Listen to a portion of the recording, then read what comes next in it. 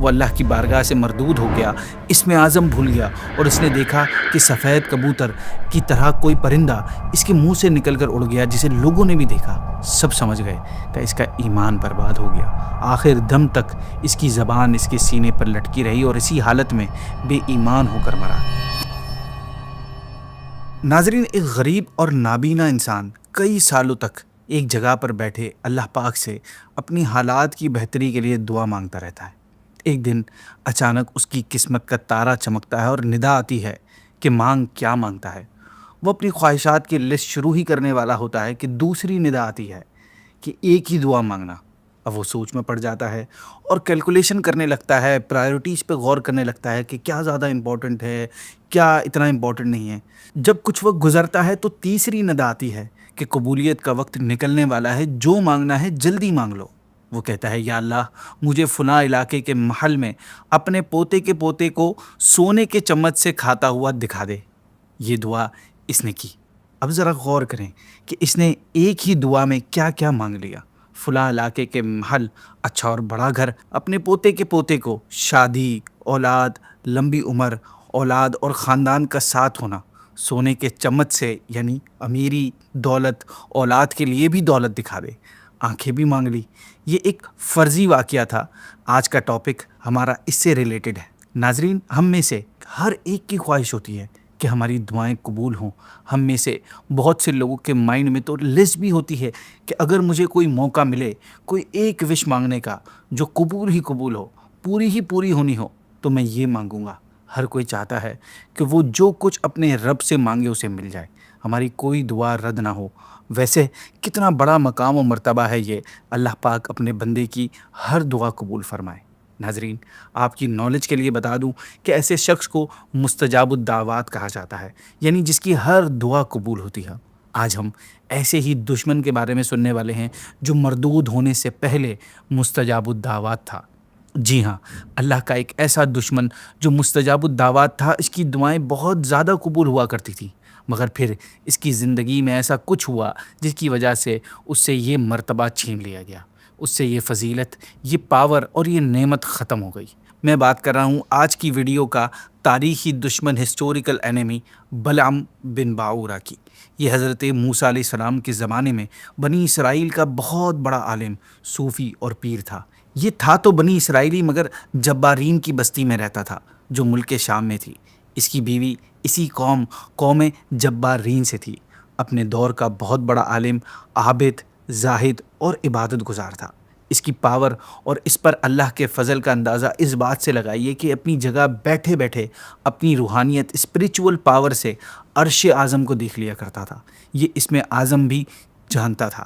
اس کی دعائیں بہت زیادہ قبول ہوا کرتی تھیں۔ بنی اسرائیل سختیوں کے وقت اس کے پاس آ کر اس سے دعائیں کرواتے تھے اور اللہ اس کی دعا قبول فرما لیا کرتا تھا۔ اس کے اسٹوڈنٹس کی تعداد بھی بہت زیادہ تھی۔ کتابوں میں آتا ہے کہ 12,000 اسٹوڈنٹس اس کی کلاس میں بیٹھ کر اس کی باتیں لکھا کرتے تھے۔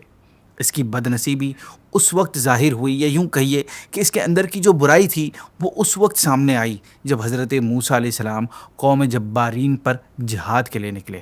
ہوا یہ کہ جب حضرت موسیٰ علیہ السلام بنی اسرائیل کو ساتھ لے کر اس کے علاقے پر حملہ کرنے کے لیے، اسے فتح کرنے کے لیے کنعانی علاقے میں داخل ہوئے جو شام کے علاقے میں تھا، تو قوم جبارین یعنی بلعام بن باعورہ کی قوم اس کے پاس گھبرائی ہوئی آئی اور کہا کہ حضرت موسیٰ علیہ السلام بہت تیز مزاج ہیں اور ان کے ساتھ بہت بڑا لشکر ہے۔ وہ یہاں اس لیے آ رہے ہیں تاکہ ہم سے جنگ کریں اور ہمارے شہروں سے نکال کر ہمیں ہماری جگہ بنی اسرائیل کو اس زمین میں آباد کریں۔ تمہارے پاس اسم اعظم ہے، تمہاری ہر دعا قبول ہوتی ہے، اس لیے تم حضرت موسیٰ علیہ السلام کے لیے ایسی بد دعا کر دو کہ وہ انہیں یہاں سے بھگا دے۔ ناظرین، یہ سن کر تو سب سے پہلے بلعام بن باعورہ کانپ اٹھا اور کہنے لگا کہ افسوس ہے تم پر، تم حضرت موسیٰ علیہ السلام اللہ پاک کے نبی ہیں اور ان کے لشکر میں مومنین ہیں اور فرشتوں کی جماعت ہے، تم ان کے بارے میں ایسا کہہ رہے ہو، میں بھلا ان کے لیے کیسے بد دعا کر سکتا ہوں۔ اس نے مزید یہ بھی کہا کہ مجھے اللہ کی طرف سے جو علم ملا ہے اس میں یہ بات جانتا ہوں کہ اگر میں نے حضرت موسیٰ علیہ السلام کے خلاف ایسا کیا تو میری دنیا و آخرت برباد ہو جائے گی۔ قوم والوں نے جب بلعام بن باعورہ کا جواب سنا تو وہ لوگ پھر بلعام بن باعورہ کی بیوی کے پاس گئے، اسے بہت سارے گفٹ دیے اور پھر اس کے ذریعے بلعم کو تحفے پہنچائے، اور پھر بلعم کی بیوی نے اس پر الگ سے زور دیا۔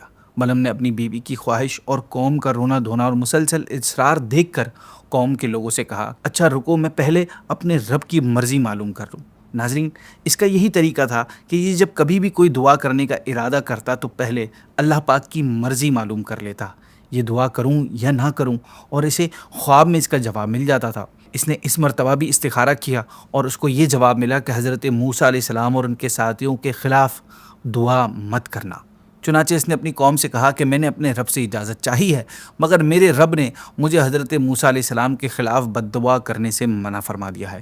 اس جواب پر بجائے اس کی قوم اپنے ارادے سے باز آ جاتی، مگر نہیں، انہوں نے بلعم کو منانے کے لیے پینترا چینج کیا۔ پہلے گریہ وزاری کر کے منانے کی کوشش کی تھی، اب کی بار اسے خوب تحائف بھیجے، پہلے سے زیادہ مال و دولت، رقم، سونا چاندی بڑھ کر دیے، جنہیں دیکھ کر اس کا لالچی دل نرم پڑ گیا اور اس نے قبول کر لیا۔ اس کے بعد قوم نے جب دوبارہ اس سے بد دعا کرنے کی درخواست کی تو دوسری مرتبہ پھر اس نے استخارہ کیا اور اللہ پاک کی مرضی حاصل کرنا چاہی۔ اس بار اسے کوئی جواب نہ ملا۔ اس نے قوم کو بتایا کہ میں نے معلوم کرنے کی کوشش کی ہے، مگر اس بار مجھے کوئی جواب نہیں ملا۔ قوم کہنے لگی، دیکھو، اگر اللہ پاک کو منظور نہ ہوتا تو وہ پہلے کی طرح دوبارہ بھی صاف منع فرما دیتا۔ پھر قوم نے اسے اور بھی زیادہ اصرار کیا۔ قوم سے محبت، تحفے، تحائف، مال و دولت کا لالچ اور بیوی کے اصرار کی وجہ سے وہ ان کی باتوں میں آ ہی گیا۔ گویا اس کی بدبختی اس پر غالب آ گئی اور وہ اپنی گدھی پر سوار ہو کر حضرت موسیٰ علیہ السلام اور ان کی قوم کے لیے بد دعا کرنے کے لیے چل پڑا۔ راستے میں بار بار اس کی گدھی ٹھہر جاتی اور منہ موڑ کر بھاگ جانے کی کوشش کرتی، مگر یہ اس کو مار مار کر آگے بڑھاتا رہا۔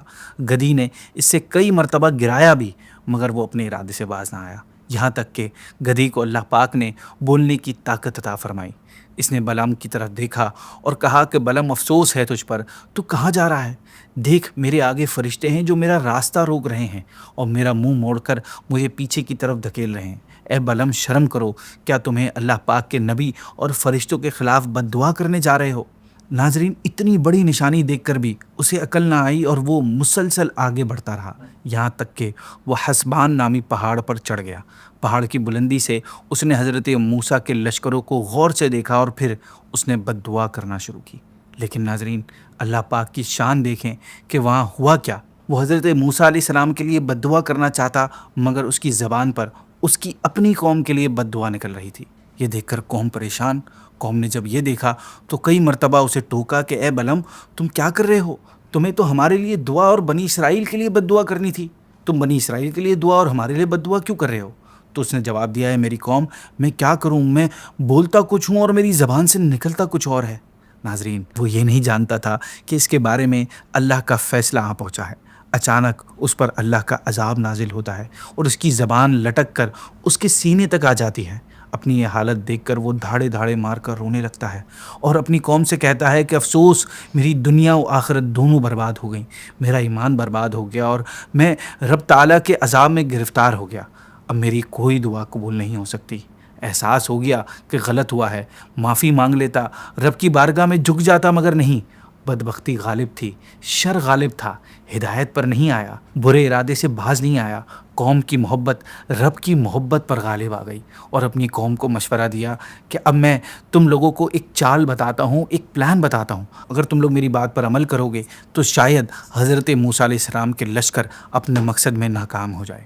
پھر وہ اپنی قوم سے کہنے لگا کہ تم لوگ حسین و جمیل عورتوں کو بنا سوار کر ان کے لشکر میں بھیج دو، اگر ان میں سے کسی ایک شخص نے بھی بدکاری کر لی تو تمہارا کام بن جائے گا، کیونکہ جو قوم زنا کرتی ہے اللہ پاک اس پر سخت ناراض ہوتا ہے اور اسے کامیاب نہیں ہونے دیتا۔ چنانچہ بلعم بن باورا کی قوم نے اس کی بات کو مان لیا اور اس کے بتائے ہوئے طریقے پر عمل کیا۔ خود بادشاہ کی بڑی حسین و جمیل لڑکی بھی بن ٹھن کر نکلی۔ یہ عورتیں جب بنی اسرائیل کے لشکر میں پہنچی تو عام لوگ بے قابو ہو گئے اور حرام کاری سے بچ نہ سکے۔ بنی اسرائیل کا ایک سردار ان میں سے ایک لڑکی کو لے کر موسیٰ علیہ السلام کے سامنے آ گیا اور فتویٰ پوچھا کہ اے اللہ کے نبی، یہ عورت میرے لیے حلال ہے یا نہیں؟ آپ علیہ السلام نے فرمایا کہ خبردار، یہ تیرے لیے حرام ہے، فوراً اس سے اپنے آپ کو الگ کر دے اور اللہ کے عذاب سے ڈر۔ مگر اس سردار پر شیطان ایسا غلبہ ہوا تھا شیطان کا کہ اس نے اپنے نبی کا فرمان خود ٹھکرا دیا اور اس عورت کے ساتھ منہ کالا کر بیٹھا۔ اس طرح اور بھی بنی اسرائیلی زنا کر بیٹھے۔ اس گناہ کی نحوست کا اثر یہ ہوا کہ بنی اسرائیل کے لشکر میں اچانک طاعون یعنی پلیگ کی وبا پھیل گئی اور گھنٹے بھر میں بنی اسرائیل کے 70,000 آدمی اس وبا سے مر گئے، جس کا حضرت موسیٰ علیہ السلام کے دل پر بہت بڑا صدمہ ہوا۔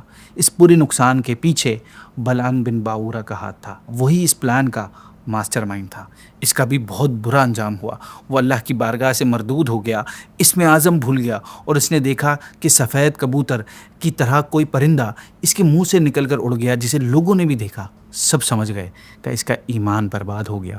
آخر دم تک اس کی زبان اس کے سینے پر لٹکی رہی اور اسی حالت میں بے ایمان ہو کر مرا۔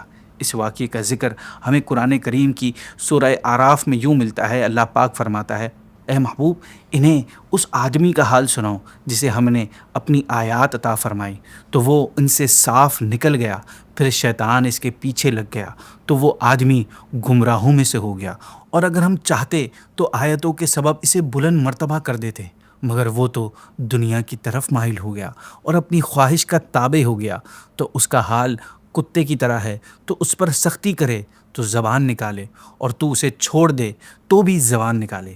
یہ ان لوگوں کا حال ہے جنہوں نے ہماری آیتوں کو جھٹلایا، تو تم یہ واقعات بیان کرو تاکہ وہ غور و فکر کریں۔